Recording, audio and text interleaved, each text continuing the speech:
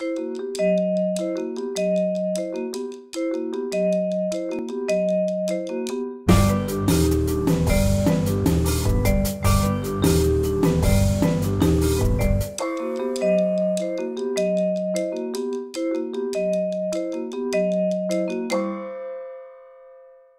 e signori, buonasera, benvenuti alla Casa Italiana Zerilli-Marimò della New York University. Welcome to New York University. It's been a great pleasure to welcome you here.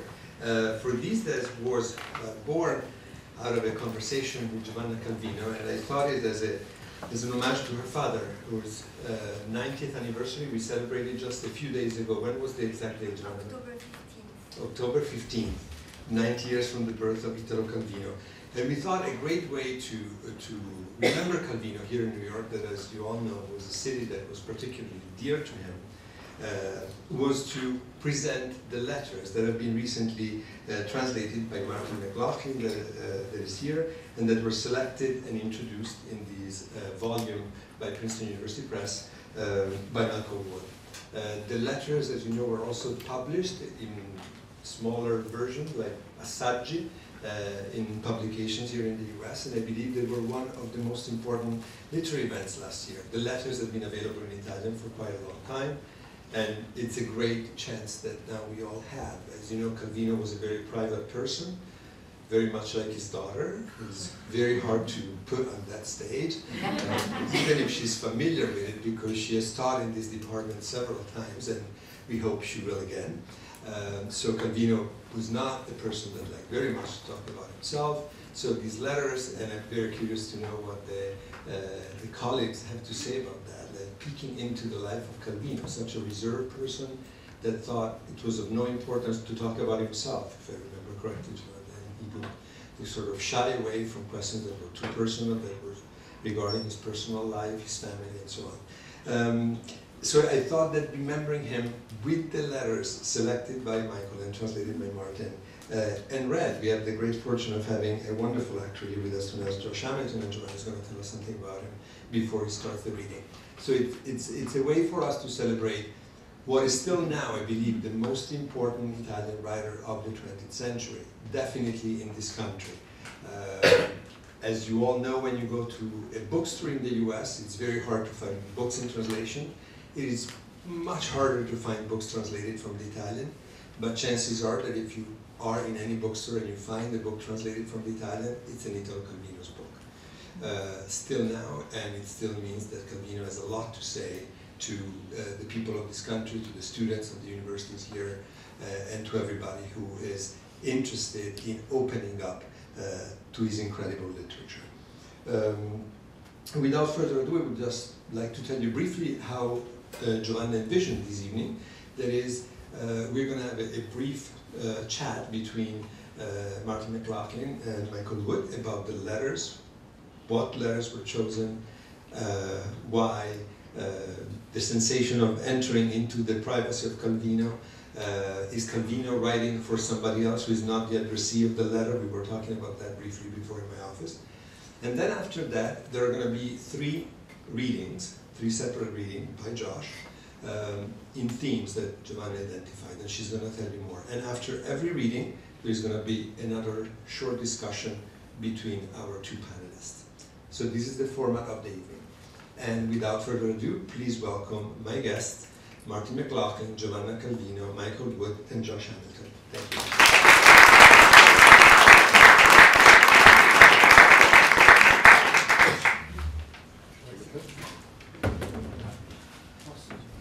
This thing working okay? Yes, it sounds like it might be. I thought I'd perhaps say a few words just about the idea of reading other people's letters. I mean, letters that are addressed to someone who's not us. We become used to revelations, and we're used to sort of, I suppose I hate to say it, we become used to snooping, really, and used to the notion that we don't have a privacy to invade anymore. But there is still something a little eerie, going back a little in time, to find yourself with a handful of letters that were written from one person to another, but neither of those persons is you. You're the person sort of, it's like eavesdropping in a way, or like phone tapping or something. And also, sometimes it's a surprise too. I mean, I think what many people expect to find in letters, particularly in a writer who creates a sort of writer's persona, who is very much a writer who lives in the text as a figure in the text. The great dream, I suppose, is you get hold of his letters and you find everything sort of grubby, seamy, unpleasant and disagreeable about this person's life, which he confessed in every letter. And so there's this dream. This dream is not available. It's not going to be fulfilled in any way with Calvino. And nor are other disappointments. There's a famous review of Flaubert's letters by Henry James. And Henry James, he was deeply disappointed by the letters. He loved Madame Bovary, he loved Flaubert's work. He got these letters. He said, many of us will be disappointed to find that the author of Madame Bovary was narrow and noisy. Wonderful idea of a narrow and noisy person. And, but of course it didn't stop James from reading the letters. He didn't say, oh, he's narrow and noisy, I won't read anymore. He kept reading all the way to the end and wrote a long review of them. So there is this curious sense then of looking into letters, and there are also, we should think, there are people who write letters only for posterity. You know, there are writers who write only they don't really have any real correspondence, so in that sense you're not eavesdropping. You're reading what you're supposed to read. The letters of André Gide, for example, are written really for posterity, and many people think about posterity. Here with Calvino we have this interesting figure who wrote letters that are quite personal, not very funny, but in no sense confessional. That is, they're not. He didn't think it was his business to give secrets. On the other hand, he thought it was his business to tell the truth and to be direct and to write the letters for that particular person who was in front of him. So they become very interesting. You have a sense of very strong personality in the letters, not quite the same as the personality in the fiction. So in a way, reading the letters, you learn to know an Italo Calvino, but not necessarily quite the same person as you thought you knew when you read the fiction. Because in the fiction, I think he would have said, a writer of fiction has to make himself into that writer, has to become. You're not born a writer. You make yourself into one. You learn to be that writer. And when you're good, you've made yourself out of words. Whereas a person, however, even a person with lots of imagination, is still a person who writes personal letters. That person, the person who was it, is the one who writes the letters. So in that sense, well, they're not professional. They are deeply, deeply personal and wonderful, wonderful things to read. Martin, do you want to say something about it? No, I think it's very helpful what Michael has said, just to contextualise the whole tradition of why do we read letters written by authors or artists. I suppose since Cicero collected his letters to Atticus, we've always felt that famous authors, if they collect their letters, it gives us a sort of insight somehow into the everyday, but also the everyday that is the everyday of a great creative artist. So we're looking not so much to snoop as to learn from what these great men or women did. These letters here, I think, one thing we should say at the outset is, some of the reviewers haven't read Michael's introduction properly. This is a translation, or first of all, a selection by Michael of 650 letters of about 1,000 or more that were printed and by Mondadori in 2000. And so these were the only letters we were asked to first of all select and then translate. And so reviewers have said, why don't they give us more personal letters? Why don't they give us some scoops, some sort of dramatic insight into his private life? Well, that wasn't the project really. And the other thing about it is, of course, Calvino himself in some of these letters talks about how collecting the letters of Pavese and Vittorini, his two great mentors, he says, well, there are some letters of these two writers that we don't think should be published because the heirs of those people, or the children of those people, are still alive. So I think he himself had this feeling that not everything should be available. Having said that, I think the letters do give us a fabulous insight into the man and what made him tick. We don't have any great secrets, but what we do learn is his extraordinary capacity for reading and for writing. I think in the end he probably go down, I think, as one of the great writers of that now dying form, the letter.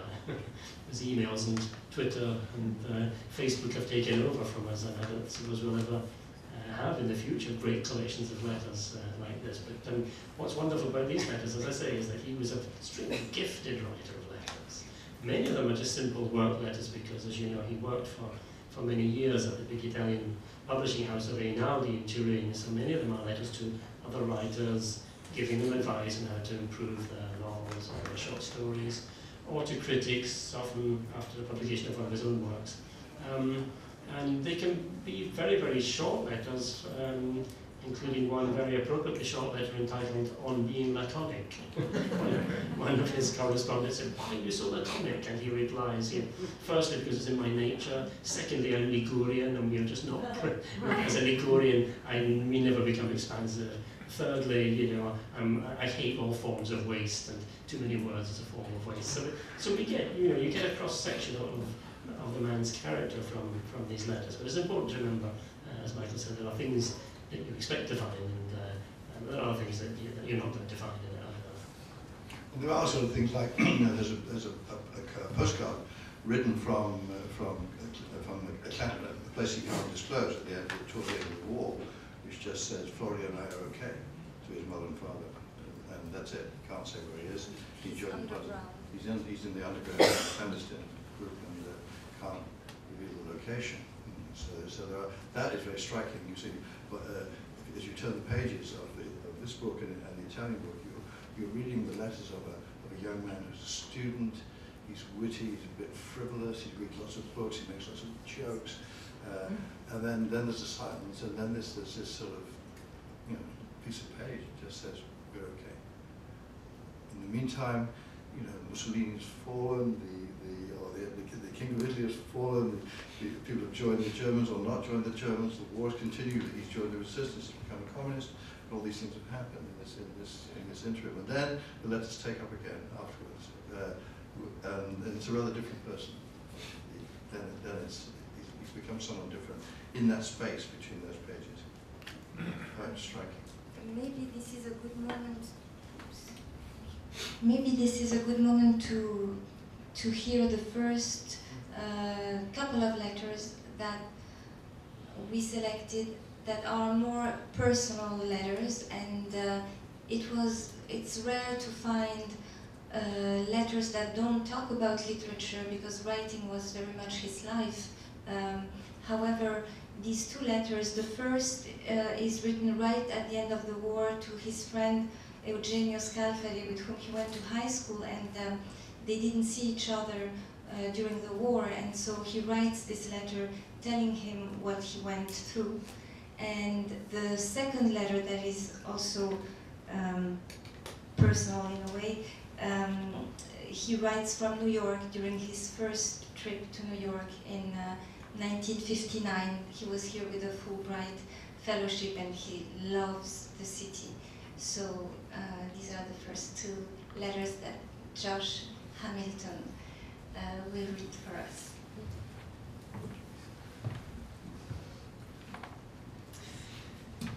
To Eugenio Scalfari, Rome, San Remo, June 7th, 1945.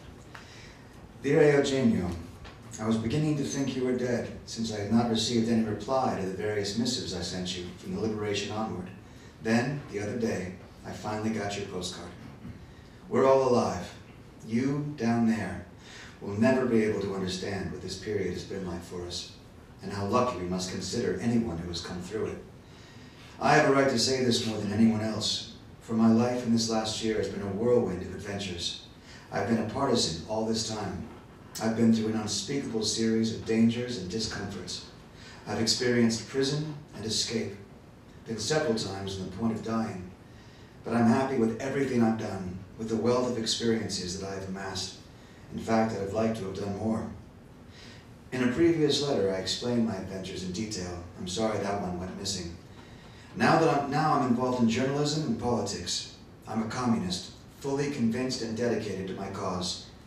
Tomorrow I'm going to Turin to finalize my collaboration with the weekly up there, but I'm coming back soon and I'll be happy to see you. I imagined you'd be a big shot in the Partito di Azione or something similar, but I learned with horror that you've spent this whole period in pastoral ideals. All our old friends are still alive. None of them cover themselves in glory, apart from Gianni, who has to his credit a year spent in the mountains, where he was commissar of a Garibaldini detachment. Now he's extremely busy criticizing everything and everyone. Previously, he had just one party to speak ill of. Now he's got 5 or 6 to badmouth. Silvio was stuck for the whole period in a hospital. Pasquale, who's just come back, in his castle. Emilio was organizing Badogliani troops last summer. The gang is just a memory from bygone days. San Remo is a real mess from the constant naval and aerial bombardments. Yesterday and today I went to your house, but nobody's answering.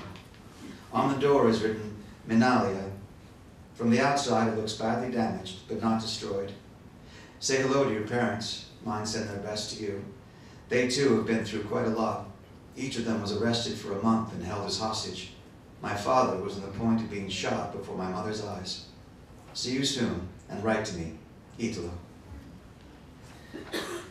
To Paolo Spriano, New York, Christmas Eve, 1959. Dear Pilo, I have not written to you yet. I never write to anyone. New York has swallowed me up like a carnivorous plant swallowing a fly. I have been living a breathless life for 50 days now. Here, life consists of a series of appointments made a week or a fortnight in advance.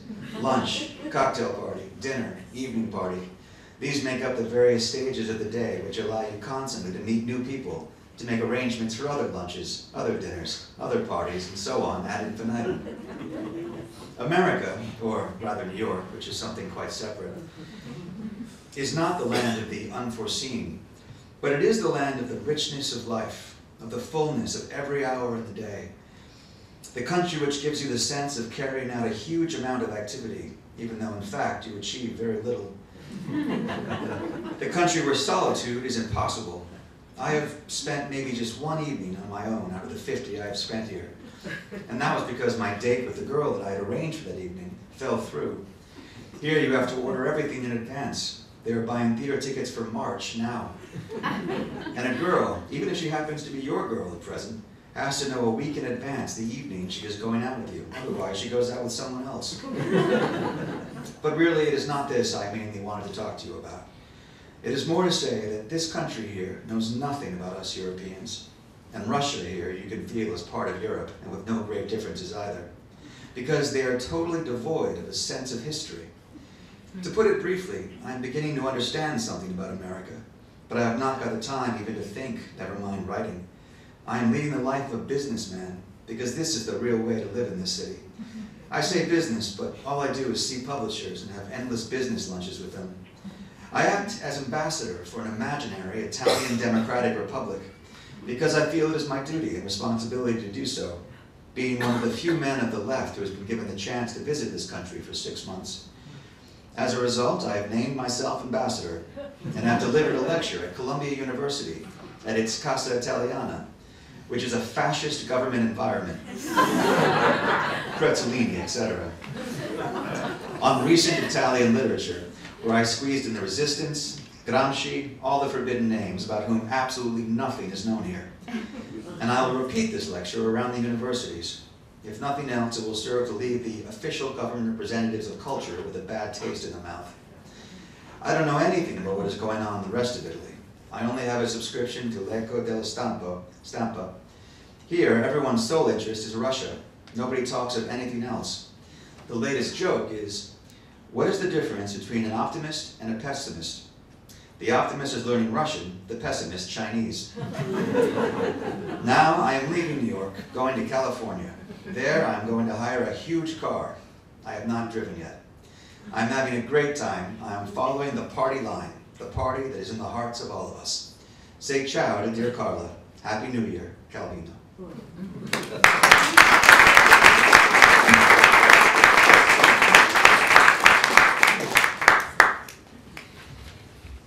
Thank you, Josh. I think you very well chosen. I think both of those letters. Yeah. I think one of the other things that we noticed, whereas the first, I'll just say one word about the translation, and that is the most difficult letters I had to translate are the first group of letters to his friend Scalfarium, who, as you know, went on to become the founder of Repubblica, the main opposition newspaper in Italy. Because in those early letters written in 1941, 42 in Calvino's, either in San Remo or in Florence, he's trying out all sorts of voices. He thinks at the time his first ambition is to be a writer for the theatre, and he's pressing Scalfari, who's in touch with people in fascist literary circles, to try and get one of his plays published or put on. And he tries out all sorts of different voices with them. The letters are in tones of kind of mocking and scurrilous abuse to Scalfari, kind of what the Italians would call Goliardic letters. So his voice was kind of all over the place, and I found that very difficult because having translated quite a few Calvino works, I kind of recognised the voice, and this was not a Calvino I recognised. The really striking thing about the first letter that Josh read, he comes back from the experience as a partisan, where he's seen death and come close to it himself, and he is just totally mature, and he has a single voice, totally committed, unusually proud of what he's done, not often one for saying, I'm really proud of what I've done. And I think the other thing that we notice is that the early post-war years letters are full of this incredible maturity, because he's still only 1945, 46, he's still only 23 years of age, and yet not just his political maturity and conviction about the party, but also his literary sureness of what makes a good writer comes out as well. There's one letter which we're not going to read, but one which I take as an example is when he gets employment from Einaudi very early on after the end of the war, and the person who takes him on and takes him under his wing is Pavese, who at the time was the greatest Italian novelist of the post-war years. And there's a letter here when Pavese tries an experiment and writes a novel in the first person, and that first person is a woman, a novel called Tra donne sole. Calvino hates this novel. And not only does he tell his mentor and effectively his employer that, he couches it in this kind of absurd comic thing. He says, there's this novel about the woman in Turin, it's not really, it's more like something out of Gulliver's Travels, because it's kind of, not really woman, they're sort of horse woman. It's a kind of voyage to these mythical creatures, you're just simply taking your kind of misogynist revenge on them. And the strangest horsewoman of all is that one with the throaty voice who smells of pipe smoke, which is crazy. But you're sitting there with a wig and false breasts on, and you're trying to pass yourself off as a woman, but we just know it's you. Come on. So it's this mixture of downright criticism, very forthright criticism, but couched in this humorous allegory about a journey to the land of strange creatures. So that's what we notice, and it comes through in letter after letter, Michael, doesn't it, in this very early post-war years. It's very striking, I think, and it came across very well in Josh's reading, I think, that you not only do you get information in these letters, but you learn something about the person from the way he says, and it's not just what he says. And one of the things you learn, I think, is very striking in both cases, is this terrific commitment to living life in the moment and getting something from the moment as it happens and being there, which is not the same as being taking over the scene or showing off or making yourself present, but actually having an intimate and vivid experience of life as it lives. So it doesn't really matter in a way whether it's the Resistance or it's New York. You're going to be absolutely there. And at the same time, I think one notices the stylistic gap between the letters begins to open, because the second one from New York, there's also a person. In the first letter, there's a person living or having lived and reporting on that life with a kind of intensity about it and directness. In the second case, there's a man who's equally living, going for everything that's happening, having a terrific time, not missing anything in New York. And there's another man watching that man doing all the living, who has a little bit of an ironic sense of that fellow, and is way to make jokes a little bit about himself at the same time. But the more the letters go on, and the more you think about Calvino, the writer, the more interesting this becomes, that he could be so, in a way, rather quiet, withdrawn, and at the same time, so engaged, so actually committed. It seems as if these ought to be different. The extrovert is the one that throws himself into this. But this is not an extrovert. This is a man who throws himself intensely into things, but still is really quite private. But it's very intense, the actual experience of things. And it comes across very clearly, I think, almost in every letter. Should we? Just one final point on the American letters. They're very interesting, as Josh's reading of the second one showed, and he's there in that crucial year, 59-60 of the election campaign when Kennedy gets elected. And of course he actually makes his way down south to Alabama, meets Martin Luther King sees firsthand what's happening there, and yet in the evening is taken out by fairly wealthy Italians who are very much right-wing. So he's living this sort of double life, a man of the left, exploring America for the first time, and yet being dined and lionized by wealthy ex-Italians. But they're fascinating letters, those ones from America. So moving on to the second section, these are letters that deal with literature. However, there's still, some of them are just excerpts of letters, and there's still letters where you can hear a very personal voice, because I thought it was more interesting. And so the first two, the first one is written when he was 19, before he went to war, and he talks about writing, trying to write his first novel, and then he says what people thought about his first novel, and other things, that it's like a look behind the scenes of his writing. To Eugenio Scalfari, Turin, May 1942, age 19. Do you know what I think? That when in the school toilets we said, I see Saturday as red, Tuesday green, and Thursday, how do you see it? We were unwittingly laying down the foundations of modern art. What is modern art but the attempt to pinpoint vague, incorporeal, inexpressible sensations? What is modern art, I would add, but the most solemn pile of nonsense that ever appeared on earth? I'm a regular guy. I like well-defined outlines. I'm old-fashioned, bourgeois. My stories are full of facts. They have a beginning and an end. For that reason, they will never be able to find success with the critics, nor occupy a place in contemporary literature. I write poetry when I have a thought that I absolutely have to bring out. I write to give vent to my feelings, and I write using rhyme because I like it. Tum-ti-tum, tum-ti-tum, tum-ti-tum, because I've got no ear. And poetry without rhyme or meter seems like soup without salt. And I write, mock me, you crowds, make me a figure of public scorn. I write sonnets. And writing sonnets is boring. You have to find rhymes. You have to write hendecasyllables. So after a while, I get bored, and my drawer is overflowing with unfinished short poems. I'll send you one, a finished one. You judge. Ciao. To Silvio Michele Viadego. Dear Michele, Turin, 8/11/46. Dear Michele, I've read the riot act to loads of people, especially that idiot Nicosia, because nobody told me when you were up here. I'd like to have seen you personally and discuss things with you and argue with you, for God's sake, and maybe even fought with you, because I believe that the two of us together will end up hitting each other. If you come again to Turin, demand that they run me to ground and let me know you're here.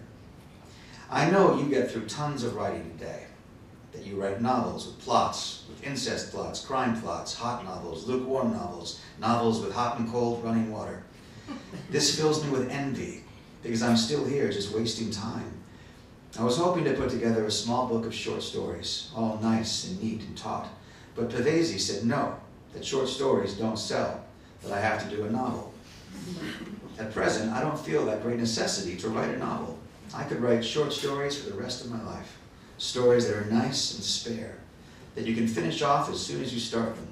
You write them and read them without drawing breath, rounded and perfect, like so many eggs. Stories that if you add or remove a single word, the whole thing goes to pieces.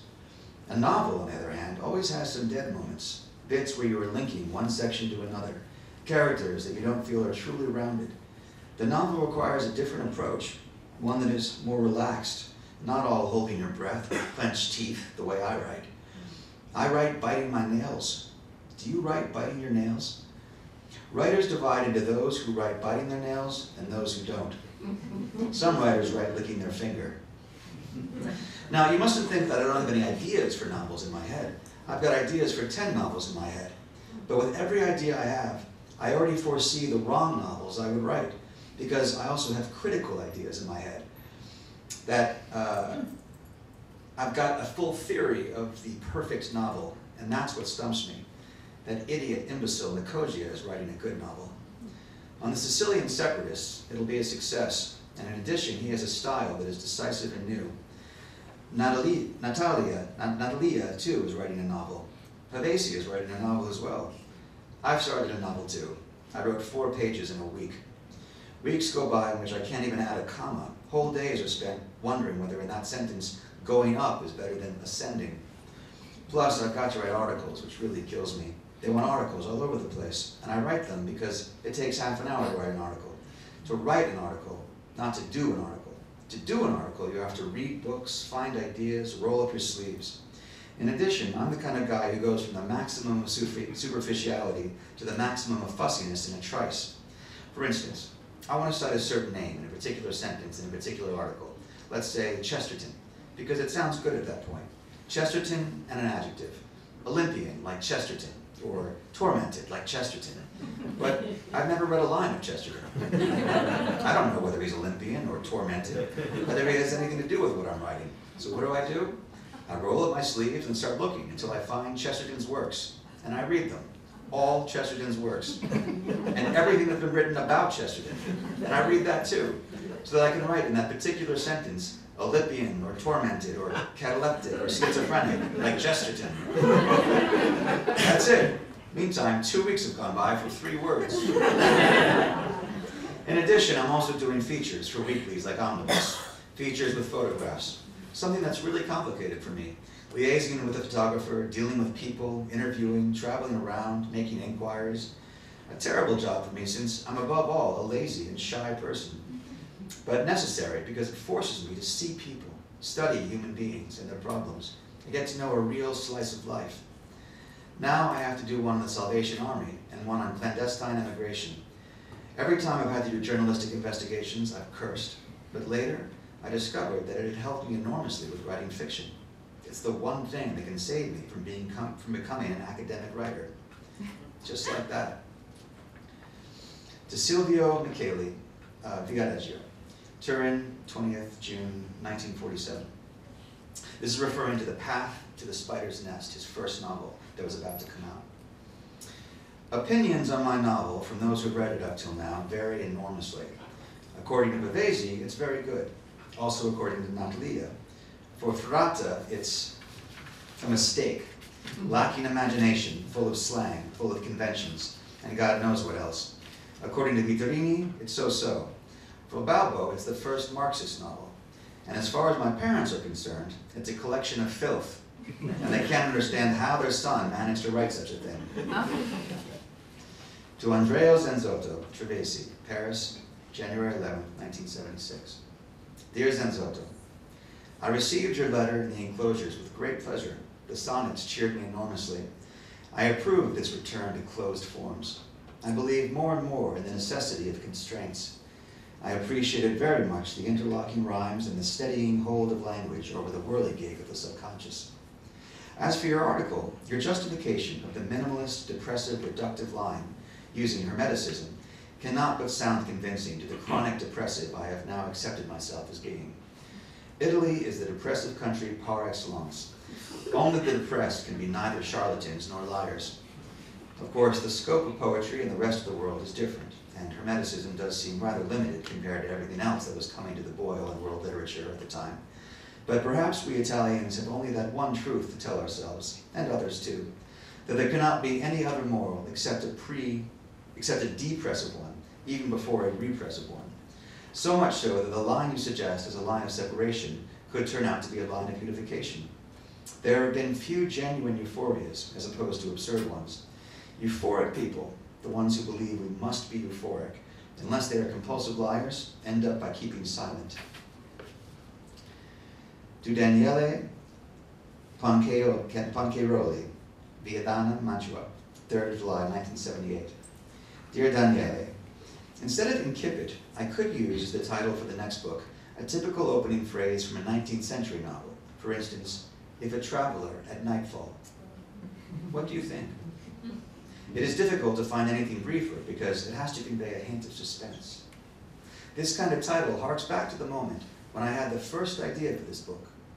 Next to my desk, I had a Peanuts poster with Snoopy the dog typing and the phrase, "It was a dark and stormy night." Best wishes, Italo.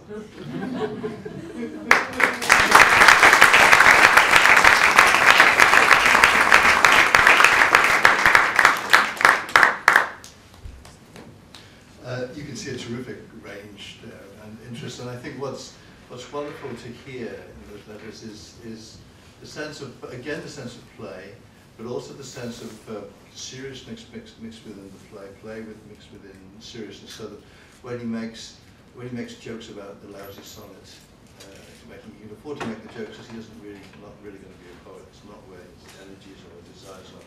When he talks about the short stories, he's absolutely serious about the perfection of the short stories. When he talks later about constraints in the sonnets, he's still serious because he still thinks there should be discipline. Something he doesn't like, even in the later work. You could argue, I think, that he never wrote a novel after that first novel. That he wrote fictions of various kinds, but never really wrote a novel. He wrote the novel that's evoked there, From the Winter's Night, A Traveller, which is a series of, many of you must have read it, but it's a series of first chapters of novels. That is, because of all kinds of messages, all you get is the first chapter of one novel after another. So it is a kind of homage to the novel, and it's a love song to the novel from the novel reader. But it's not exactly a novel itself, it's something else. It's a curious sort of mixture of things. It's a sort of parody of novels. It has a Borges novel, it has a Japanese novel, it has all kinds of different things. It's a Camus novel, it has thrillers, but each time you get to the end of the chapter, there's some mess up at the publisher, so you don't, when you turn the pages, the wrong book. And this goes on through the whole thing. He was going to call it initially Incubit, it begins. And that's he talks about the Snoopy, when he talks a little more about Snoopy, not only is Snoopy sitting there at the typewriter, thinking it was a dark and stormy night, but that's it, he can't write anymore. It's Snoopy's with writer's block. And he talks about, I was thinking of this when you read about the Chester, he calls Snoopy that mythomane dog, the mythomaniac dog. Who sits there trying to write stories but can't get beyond the first sentence. So in a sense, that's the picture of that book. It doesn't get beyond, it gets beyond the first sentence, but not beyond the first chapter. So, but there is a constant sense that you have to keep experimenting, and you have to keep, that kind of discipline is there. And even that story about spending all those weeks just getting the adjective for Chester is a little exaggerated, but probably not much. The kind of perfection of that is sort of, that's what the job is. The job requires this kind of, it's a labor of love, but it's also, you have to be very patient. And you have to think every adjective matters. You wouldn't want to get the wrong adjective. He learned this, I think. It's interesting to say. He wrote a thesis as a student on Joseph Conrad, not the most economical of writers, or the one most careful about adjectives. But he also loved Hemingway, and it's from Hemingway that I think that he got that idea. He didn't particularly like Hemingway. He didn't like the bullfighting. He didn't like the machismo. He didn't like the heroism. He didn't like all the boasting. But he loved Hemingway's style. I thought Hemingway had taught us all, taught everyone to write in a crisp way with no waste. And I think you get the sense of these letters. He really didn't like waste. That you should make everything should work. Yeah, and what these readings brought out there with these letters is, as Michael says, this cult of humour. Many of the letters are not uproariously funny, but there's gentle humour going on, and I think he always undercuts himself. I think he sees humour as a way of never sounding pompous. A lot of letters begin, rather like Calvino's essays, his essays always begin with a really clear, almost lapidary statement. And so he has this technique as well in the letters. There are a couple of letters that begin, one to a fellow writer says, "Dear," I can't remember what his name is, let's say Michele. "Dear Michele, stop being a journalist and stop travelling at once. I find these two activities, journalism and travelling, absolutely hopeless if you want to be honest." I say that as someone who is a journalist and who also travels up and down Italy for now. So constantly undermining, the statement he just made. So I think there's that sort of sense of fun in the man, enthusiasm, but at the same time, as Michael has said, deep down it's a constant engagement with literature of all kinds. And it's interesting, the sonnet that he says he's fond of the sonnet because it's an old-fashioned form and it has constraint. And he does write, there are a few sonnets in here as well. And there's a poem he writes, again on a crucial day, just after the 8th of September 1943, when Italy makes an alliance with the Allies. He writes a poem, very kind of Montalian poem about this little seaside town in September that is, it's not sunny, it's not idyllic, but he can hear the sounds of German soldiers passing orders to each other. So at times I think he was very interested in poetry. He never became a poet himself, but was interested in the potential of poetry, and that's why that letter to Zanzotto talks about how poetry is an art form that keeps its sense of constraints. A constraint which isn't necessarily something that limits literature, but actually frees it, allows it to do things and give things a shape.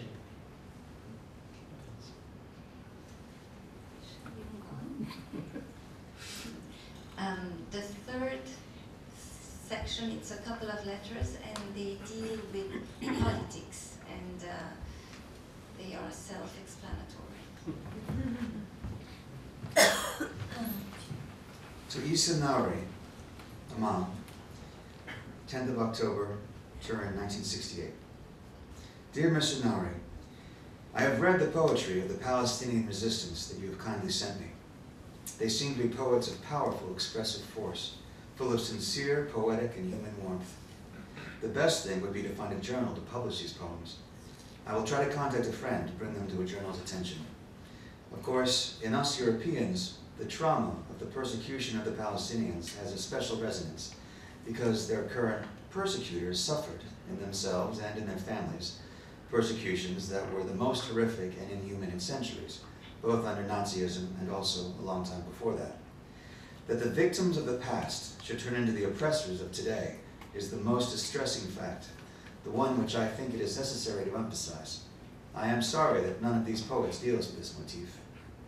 Personally, I think that the only solution to the Palestinian problem lies down the revolutionary road, both in the Arab world and amongst the Israeli masses. A revolution by the Israeli poor, to a large extent of Middle Eastern and North African origin, against their colonialist and expansionist rulers, but also a revolution by the popular masses in Arab countries against their reactionary and militarist oligarchies, even though these call themselves more or less socialist, who exploit the Palestinian problem for nationalist demagoguery. The real resistance is not only a struggle against a foreign invader, it has to be a battle for a profound renewal within the society of one's own country. I wanted to clarify my thoughts in order to confirm my solidarity with the oppressed Palestinians and their resistance fighters in the context of a general political and human vision.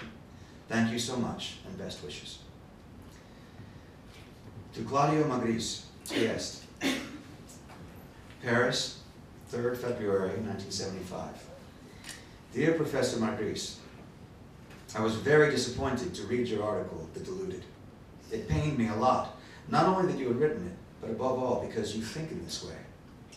Bringing a child into the world makes sense only if this child is wanted consciously and freely by its two parents. If it is not, then it is simply animal and criminal behavior.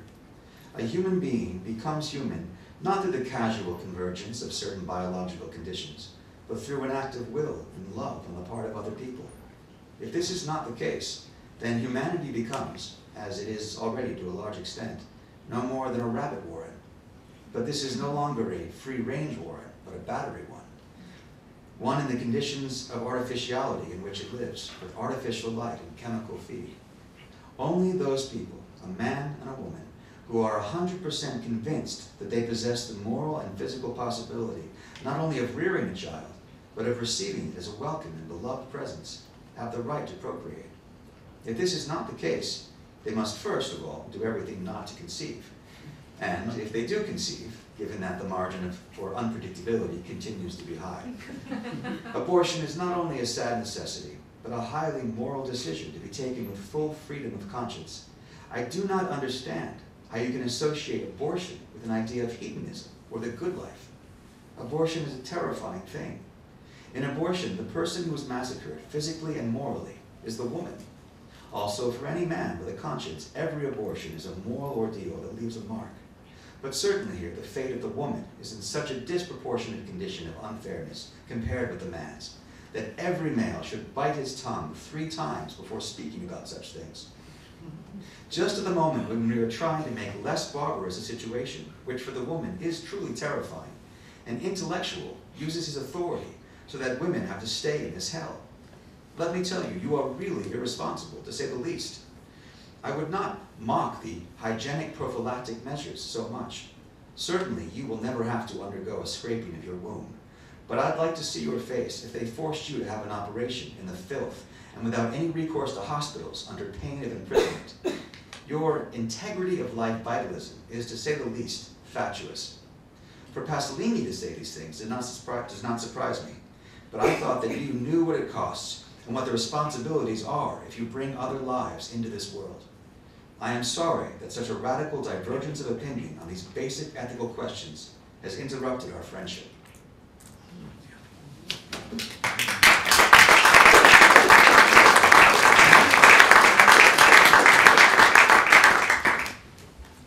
Well, these are 2 controversial letters that I think have been talked about in the press as well, and related to 2 major issues which are still extremely relevant today. The first one, he's received a proposal for a book that he now should publish an anthology of Palestinian poetry, and his reply is extremely measured, saying, well, you know, you don't mention anything about the terrible fact that your persecutors have been through much worse persecutions themselves throughout history. So kind of a balanced letter trying to weigh up the two evils of the situation. And then the second one comes from right at the heart of Italy's abortion debate.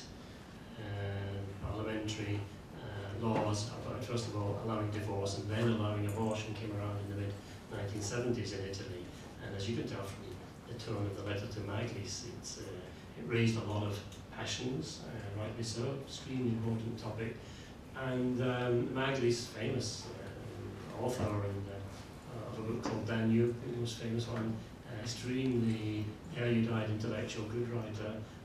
Their friendship was severed at the point of this letter, but then they became friends once again after it. But I think what these 2 letters show, I think, is that sometimes I feel we have this kind of hagiography surrounding Calvino, as though he could do no wrong, that he was the wise rationalist, a great fan of the French Enlightenment, who thought that reason could solve all our problems. I think the fact that he's tremendously devoted communist, first of all, and he leaves the party in 1957, he still remains passionate to the cause of revolution, as you could hear in the letter to the Palestinians, and then you know, extremely committed on his stance of abortion. So he's not, he doesn't rise above things, but actually takes part and gets involved. Yeah, I think that's absolutely right. I think the contentious qualities there's in a lot of the letters, particularly about the politics. But the thing that's consistent, I think, is not is the sense that one should, in a way, well, I think what he hates about the Maglis letter and what he dislikes about Pasolini as well in that throwaway is intellectuals having opinions. You know, that they don't cost him anything. He would think the same about Sartre, about Camus and other people, that you sit behind a desk and you tell people what to do. You're only going to pay the price of it. I don't know if you could either be for violence or against violence. You could be in favour of abortion, against it, but you just give these opinions as if it was just like choosing sides or voting or something. And I think his feeling is that you've got to sink yourself into these things and think them through. When you think them through, you might come out in the wrong place and you might get everything wrong. I think his hopes for revolution in the Middle East, you know, as we saw very recently, had a flickering moment when it looked as if that might have been prophetic, and that letter now looks the reverse of prophetic about Egypt and other places.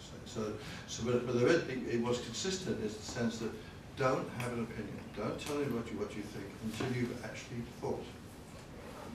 It's extremely good advice, I think, since in fact most intellectuals love the idea, actually not just intellectuals, all of us, love the idea of being asked for our opinions. Somebody says, what do you think about so-and-so? We don't say, wait a minute, I haven't thought yet. You say, off we go with whatever crosses our mind. And he thinks a lot of he was supposed to be famously silent in Giovanna would tell us, but he didn't like to talk in society, in public parties. He was famously quiet. And in a sense, that's a reflection of this notion that if you have something to say, you only will have something to say when you've thought about it, and then you can say what you actually think, and you should say it openly and clearly and without compromise. But you should think it first. Don't have any knee-jerk views, and don't have views that you just picked off the shelf or borrowed from somebody else, which I think is what he feels Magritte and Pasolini are doing. They've just got a gang, they belong to a team, and they're saying what the team's saying. And he's saying, just think it through, think it through. I think that phrase that rang a bell would be that people should think, males should think 3 times, out the tongue 3 times before pronouncing on certain subjects. Of course, that crops up in one of his fictional works in Mr. Balabar. He says Mr. Balabar has reached a stage where before he opens his mouth about anything, he bites his tongue 3 times. If he still thinks what he was going to say is worth saying, he'll say it. If not, he'll stay silent. In fact, he spends a lot of the time in total silence. And I think, just to go back to Pasolini, who during the abortion debate in Italy, very heated debate, Pasolini, being a kind of bastian contrario, instead of siding with, as you might have thought, with the left and being pro-abortion, says no, abortion is for the bourgeois hedonists. And he was always on the front page of the newspapers, Pasolini, always sounding off about things, whereas Calvino saw that sort of prominent intellectual writing in the newspapers as well as making his films and writing his books, was on the opposite model from the one he wanted, or he thought that the intellectual should cultivate. Mid-1970s, much more his kind of intellectual is the intellectual who thinks, and if he's got nothing to say, he doesn't say it. Because he sees that even Pasolini, despite the number of words in print that he was writing in newspapers and magazines, hadn't really succeeded in changing the world in the way he thought he could. So I think it's 2 different. So the letters there also give us this, if you like, a sort of cross-section of the great debates that rocked Italian and also European society and culture in the second half of the 20th century. Yeah, Pasolini is also interesting because it gives a sense of a certain kind of austere quality in Calvino. What he didn't like about Pasolini was his endless giving opinions in the papers, writing articles and sort of showing off and stuff. But he loved Pasolini the poet. He didn't care much for the movies, but he loved the poetry, and he loved his work on folk tales. So there was a kind of Pasolini the scholar and the poet really appealed to him. It was the chap who you couldn't open a newspaper without reading that he didn't like. So there's a sense that there was a kind of push towards privacy here, where privacy is not secrecy or hiding away from public stances, but thinking about them, and not, as it were, just not occupying that space with just chatting. There's sort of objection to chat, which is very, very impressive, I think. And I think we have time for a few questions, and I'm taking advantage of my position to start with the questions. And my first question is for you. In the choice of the letters, there were about 1,000 letters in Italian, and you had to make a selection of down to 600. Which were the criteria? Which ones did you decided not to publish? It's a great question. Initially, I had no criterion whatsoever. I just read through the letters, made notes, and as I was reading, I kept thinking, am I going to find a criterion here? And then for a long time, I thought, I'm not going to find one. There's nothing I can drop in there. You have to do them all. And then at a certain point, I began to feel there were certain threads, certain arguments were repeated, so the argument didn't have to be repeated. Certain kinds of notions were there. Certain letters could build on other letters. I began to feel it was good to have characters recurring. So if you had letters about Pasolini or letters to Leonardo Sciascia, you have more Leonardo Sciascia or to Umberto Eco. And then I thought I tilted it a little bit, not hugely, but a little bit to names that would be known outside of Italy also, because it was an English language, of course, English speakers. So there was that sort of tilting, and then a sense that where there was a choice, the only times it was difficult, there's some quite funny letters to his parents, but not on these literary topics. So it's I tended at a certain point to choose thematically. Was there a literary or a political or historical topic being addressed, rather than a purely private So that's why I think people may have got the sense that there's a private life missing. But it isn't a huge private life of sort of flourishing secret romances. It's a private life of thank you to your mother for sending the laundry and that sort of stuff. so it's but that was the sort That's of the extent of the dirty laundry you find. yeah, the dirty laundry. The dirty laundry is just dirty laundry. Thank you, Martin. And you as a translator, and you translated also other works of Calvino into English. But a question specifically on the language of the letters. They span in a very long period of time. How do you see his language evolving through the time in the letters, and is it any different from the way his literary language for the books changes and evolves? Well, that's a very interesting question as well. I said earlier that what I personally found difficult were those very early letters. It's kind of all over the place, his voice, and then it settles down. But what you get is, I wouldn't say so much there's a sort of diachronic development across time. Much more it varies from addressee to addressee. As I said, the letters are sort of concertina for Calvino. It can be very, very brief, but there are also the two longest letters in this collection. One is on translators and translating, which we translators should have pinned over our desks, because he's a great defender of the translator. What had happened in 1963, Einaudi had published a translation of Ian Forster's Passage to India, and a critic had picked up a number of mistakes that the translator had made, including the translation of the title, which I think was Passaggio in India, and they took issue with the title as well as with these mistakes, and Calvino weighs in and says, no, I was the one who wanted that title. Mistakes here and there don't really count, because you've got to have a criterion. This is a long novel, want to do slips on it, will damage it.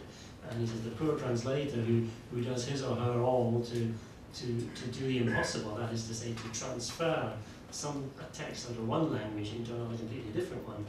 It's an absolute miracle, he says, each time it happens. So he's a great defender. Not St. Jerome, but St. Italo should be the patron saint of translators. And the other really long one is a real kind of masterpiece of analysis of style. Mario Boselli, the critic, writes a good article on Calvino's style in a short story called Smog in English. And Calvino reads it, is very enthusiastic, very kind to him. He then suggests ways that Boselli could rewrite the article. But he says, be careful about my levels of writing, he says, because sometimes I write, very sketchily, big sort of broad canvases. It was autumn, there were a few leaves turning gold. Other times I say I goes in for a tremendous amount of detail, describing little bits of paint flaking off a building. He says, and it's interesting, he says, as I look at my manuscripts, I see that when I'm doing these big canvases, my writing's really big, with O's and A's that you could put your finger through. Whereas when I'm writing these minute descriptions of buildings or things, the whole disappears in the O's and A's. You can't see any kind of loop in the O or A. So I think this kind of, it's partly making fun, but at the same time it's a sort of aspiration that writing, this artificial medium, should somehow come as close to the thing it's trying to express. Minute writing should express minute things. I think there's all that behind that. So you get a huge range of different kinds of letter here, rather than the style changing from the 1940s to the 1980s. And one just final point about addressees. With certain addressees, the letter to Zanzotto was particularly difficult. Quite an experimental poet, Zanzotto. And the other person to whom he writes a number of letters in the collection is the poet Franco Fortini, who was his antagonist in many debates. Every time I saw my next letter was to Franco Fortini, my heart would sink, because Calvino's language became a bit like Fortini's, opaque, difficult, what's going on here. So it varied from person to person rather than over time. Thank you. Giovanna, you read these letters, of course, when they came out in Italian, and probably before, and probably had the chance to read the English version. Which one of these letters was more surprising to you? Is there any of these letters that revealed to you a facet of your father that you did not quite know? I don't know about that, but there is one letter that I like a lot, which I think is not in the American collection, and it's a letter that it's something that I tell myself when I'm getting too stressed out about things. It's a response to a woman who evidently said she was writing a memoir about him, and she wants to ask him a series of questions about his life. And he answers saying, "My dear Miss So-and-so, of course you can ask me all the questions you wish about my life, and I will answer everything. There is just one thing you need to know, is that I will never tell you the truth." and I think it's it doesn't matter to tell the truth about most things, not everything, but most things. So that's something that I remind myself of, that it's okay if you give, even within the same evening, you give two different accounts of the same thing in the end. Giovanna, recently there was an interview with you, beautiful interview that Antonio Monda did for Repubblica to you, and in this interview there was a photograph of a letter that your father sent to you with a great drawing of him knitting. Was that common for him to add little drawings for you, I imagine, not for Fortinians and Dublin, because those would have been very interesting as well. But well, when he was a teenager, he wrote to Eugenio Scalfari drawing lots of caricatures, and those letters are great. But I have a few letters from my father that he wrote when I was a child, and I don't know, they sent me to Switzerland, or he was traveling.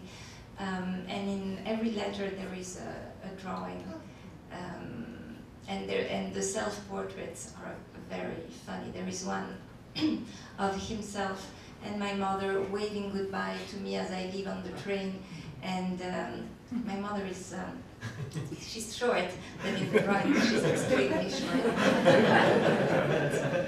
do you know whether he showed her the drawings as well? Yeah. Yeah, she's proud of being, in Spanish you say petiza, and she's very proud of being petiza. And going back to what Martin was saying about your father defending translator, do you remember him talking about his translators? He knew at least perfectly well 3 of the languages in which he was translated, French, English, and Spanish. Do you remember anything about him talking about his voice in these 3 languages that he knew very well? I think it really bothered him, and the French translations, some of them are awful. He would say that the French only knew 5% of his work, because that's what was left after it was translated. So I think that in the languages that he knew, he had back and forth with the translators, and yeah, it bothered him. And then, so we need to mention William Weaver, who was the best translator of my father's and of Italian literature, because he just died a few days ago. He was ill for a long time, he had a stroke, but he just died, and he's so far the absolute best translator of my father. Thank you. Do we have questions from the audience for our panelists? Yes. In an interview you said, I choose New York because the USA would have saved me. From what?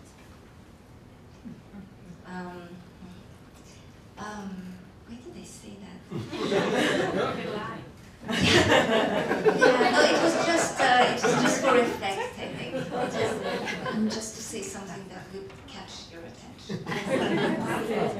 No, I was miserable, and I needed to get away, and I needed structure in my life, and the university, well, it's not very interesting. Anyway, American universities are great, and that really helped me a lot to go on.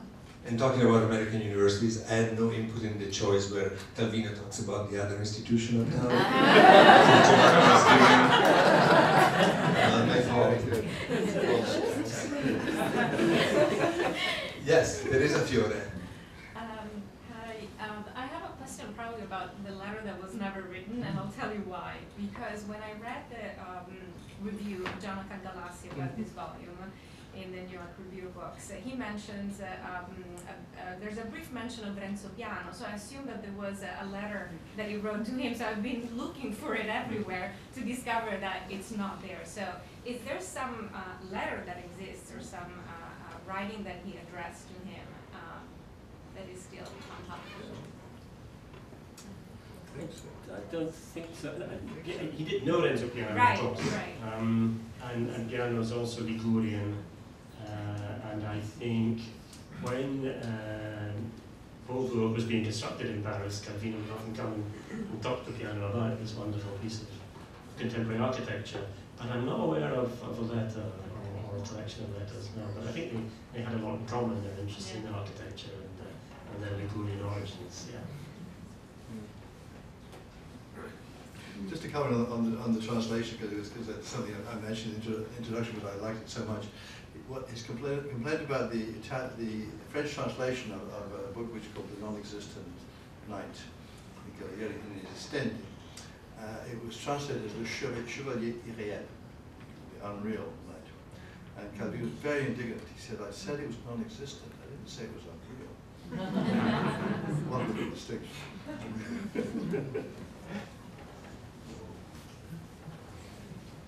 Do you have any other question from the audience? I was very touched by the letters that he wrote to Elsa Morante, and I just wondered how that, did they remain friends till the end of her life, or his life, or how was that relationship? I think they became closer, did they not? Towards the end of them, like they're very moving. I entirely agree with this. I think they've been. There's one letter where they haven't been in touch for quite a while, and then they make contact again. Mm-hmm. And that letter, I think both of us feel is slightly rare. The letters are personal, but they're not usually that personal. There's a special kind of affection in that letter. Don't you think? Yes, I agree. And when we've done readings before, we've often chosen that letter as a sort of final letter, kind of Calvino, very movingly writing to this woman who's now just gone into a clinic, and in fact, with what turned out to be a terminal illness. Mm-hmm. But if you go back to the earlier letters, when she's a young writer of the Einaudi stable, I mean, he really has tremendous respect for her opinion. He sends her that novel that he didn't want to publish. He felt it wasn't really a proper novel, and he knew that she would give him a totally frank opinion of it. And I think there's just a tremendous amount of respect and friendship for Morante. Yeah. Mm-hmm. Very interesting. Yes, Alessandro Cassini. Could you tell us if he kept carbon copies or if they were retrieved from the addressees? I think, yes, I think he kept carbon copies of many of the letters. Yeah. I think when that happens, I think both in the Italian edition and here we've reproduced, if the text in this book is based on a carbon copy, it says so. Many of those were carbon copies he made because he was writing from Einaudi, and so, like all firms, they needed to keep a record of what was being sent to the various authors. So yes, some have to be reconstructed. I think there's a letter to Sciascia that went missing, and then Sciascia's widow found it for Maranelli, who produced the Italian edition. So yeah, not all of them have carbon. Some disappear, of course. Nowadays, in those days, there was no computer to store the draft copy on. Yes, David Forgash. I was just thinking that letter to Magris, which I've never heard read before, is so interesting, and it makes you think that it would have, that would have made an enormous impact in the public debate if you'd published it in the newspaper. So the irony there is that one of the most sort of impassioned and I think eloquent statements in the abortion debate was for private consumption. some sheets. I think it was published. Oh, was it? I think it was published. All right, so in other words, he did bite his tongue 3 times. So I think he did his tongue 3 times and then published it.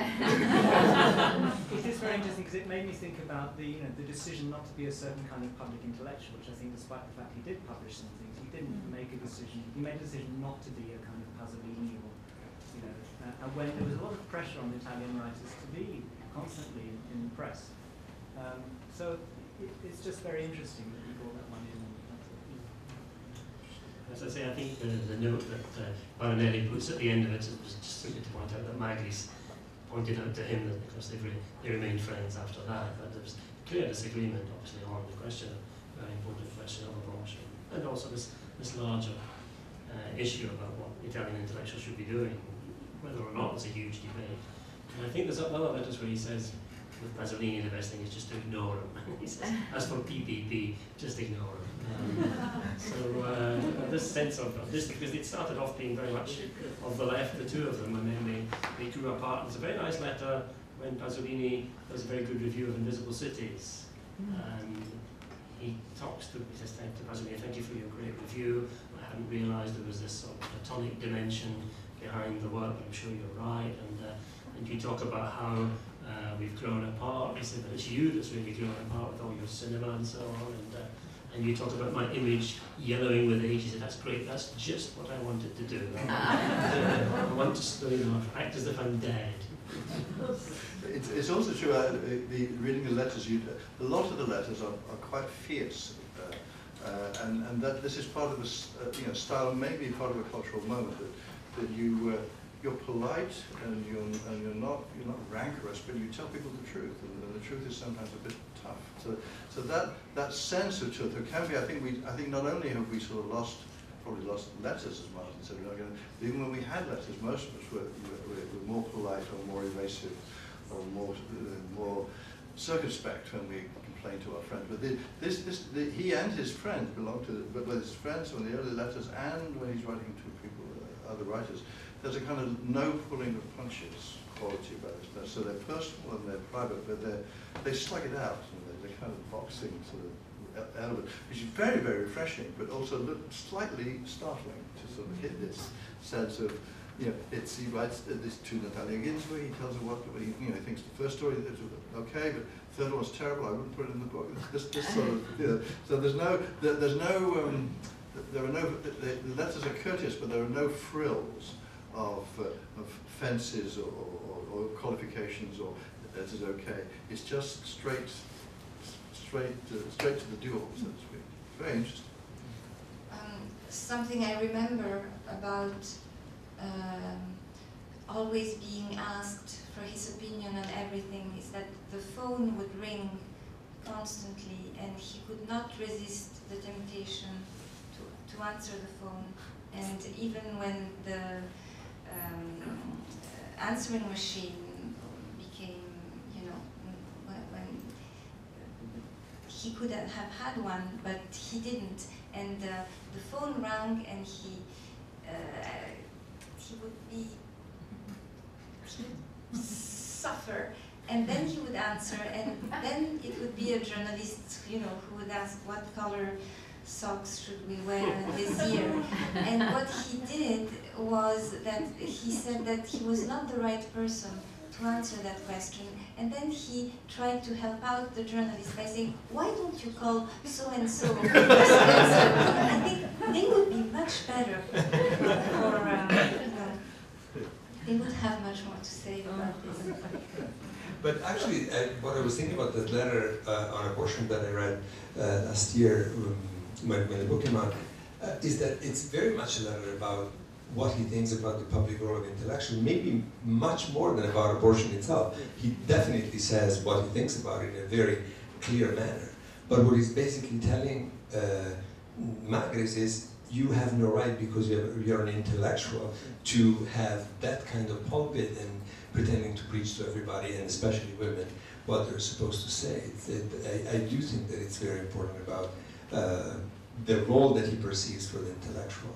It's very clear with what Giovanni is saying of him diverting journalists in the direction probably of some of his colleagues. It would be interesting to know who he directed to whom for what subject. Yeah, oh yeah. So Moravia was one of his... Because Moravia expressed his opinion a lot. I mean, maybe, yeah. There is one terrific letter about the idea of paradise. Someone asked me, one of those sequences of occasionally he gets really deep into the theme, but he was passionately against the very idea of paradise. He didn't like Marxist paradises, he didn't like Christian paradises. You had to make, his belief was you had to make the world a bit better with the mere human material that you got. Because we didn't start life in a paradise, we weren't thrown out of it, and we weren't going back. And every thought of paradise, he was with or without. He even claimed that Dante didn't believe in paradise. That Dante believed in this life, you know, rather. So the kind of the commitment to the real world was such that Dante didn't really have a real paradise. So those things he really did get very passionate about, and they were. He did publish those things in the magazine. There are occasional letters which become essays, precisely about taking seriously the role of the poet on a matter usually where a lot of other people are saying a lot, and it's time for him, a dissident voice, to say something. But it's interesting also because, for example, the existence of paradise would not be one of the topics on which public intellectuals in Italy would be called to say something. And that's why he has a lot to say about it. Yeah. If there are another question, I would like to ask our friends here. The book obviously brought back a lot of interest for Calvino, and my question for you is, what do you think it is that still now is so appealing about Calvino for American and British readers? Giovanna, you're exempt from this question. I think the letters remind us of something that we might forget. Well, two things really. One is something we've been talking about all evening, is first of all the notion that hard work and fun are not opposites, and that seriousness and laughter are not opposites. That you can do both of these things. That you can be funny and you can be serious, and you don't have to choose. In fact, the moment you start choosing between whether something is funny or serious, you're probably in trouble. There's something there to becoming terrific textual density here that is both funny and very, very serious. And the other thing I think that you learn from the letters is that this is a writer who never let go of a kind of deep commitment to the real, the political, the historical, the human, the suffering actual individual person, and the groups of persons who are actually living out things. But he gave up the idea that they could be represented directly. So all of the later fiction represents these things indirectly. So the corollary, I think, of the fact that you can be funny and serious at the same time is you can be fantastic and real at the same time. In fact, the fantastic might be the way to get at the real. He said he seems to have an intuition about this, that realism, so to speak, I mean, the famous days of Italian neorealism did wonderful work. But there's a certain moment, I think, he felt, in which realism becomes a lie. That you're copying the world, but you're not actually getting at its texture or its substance or its structure. And you're losing it by copying it. So don't copy it. Do something else. And then by this oblique route you will return to. But it's interesting, there's never, I would say, there's a terrific amount of fantasy and fun in Calvino. There's not one moment of escapism. There's not one moment when the real world is not a preoccupation of some kind in this way. I should just add that, going back to something we said, your question about why is he, as it were, still relevant today, and he died in the mid-1980s. I think one of the things he does is he always feels that literature should up its game. It needs to keep moving. It goes back to what Michael's saying about realism. So he starts off as a realist, then decides that that's the real constraint, having to write about the everyday. So he turns to fantasy, and then that's over for him by the early 1960s, and he's looking around in the 1960s. I think the American experience was a real eye-opener for him in terms of technology and advance and so on. And it was with the space race of the 1960s, he felt science was making these incredible leaps forward. And what was literature doing? It was still saying the Marquis went out at 5 p.m. out of his house, and so that's why he starts writing these cosmic comic stories, just to try and show that literature could deal with these big themes as well, that somehow science and literature should not be opposites as they have been in the post-romantic epoch, but actually they should feed off each other. And so we talked about Hemingway earlier on being kind of a model for Calvino as a stylist, as a writer of prose, up until the early 1960s. He says Hemingway was our god because he taught us how to write in that crisp staccato way, which for us in Italy was something completely new. So that was new. And then he realizes that, I think it's in an essay called The Challenge to the Labyrinth in 1962-63, where he says, I realized that kind of crisp, concise style is also a limitation, and that really the opposite extreme of abundant writing to try and express the complexity of the world is also an equally valid model. And he says the model here that springs to mind is James Joyce. And the whole life of a person in 24 hours in a major city of the 20th century. He says Joyce was the obvious person, but too many aspects, he says in 1963, I didn't like. I didn't like his Irishness, I didn't like his blasphemy, because Calvino, being secular, couldn't understand this hatred for religion, hatred for priests. But then, of course, by the time he writes If in a Winter's Night a Traveller, it's written on the Joyce model. That's to say, a kind of complex notion of literature that tries to encompass a world. So I see his literature as starting off with Hemingway as the model, and finally ending up with Joyce, but also with Borges as well. And inspired by Snoopy. That's a great thing, the fun and the serious. And I would like to thank this wonderful panel. I think Josh Hamilton provided a great reading that combined the fun and the serious in a very peculiar and brilliant way. Thank you very much, Josh.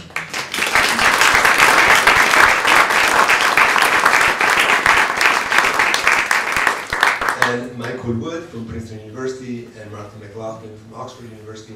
Thank you for what you've done. Thank you for making available Calvino's letters to the English reading world. It is a large part of the world and a part of the world that loves Calvino very much. And this is a fundamental contribution to a better understanding of the writer. And of course, the biggest thank is for Giovanna Calvino that has accepted to curate this program for us here tonight. Grazie, Giovanna.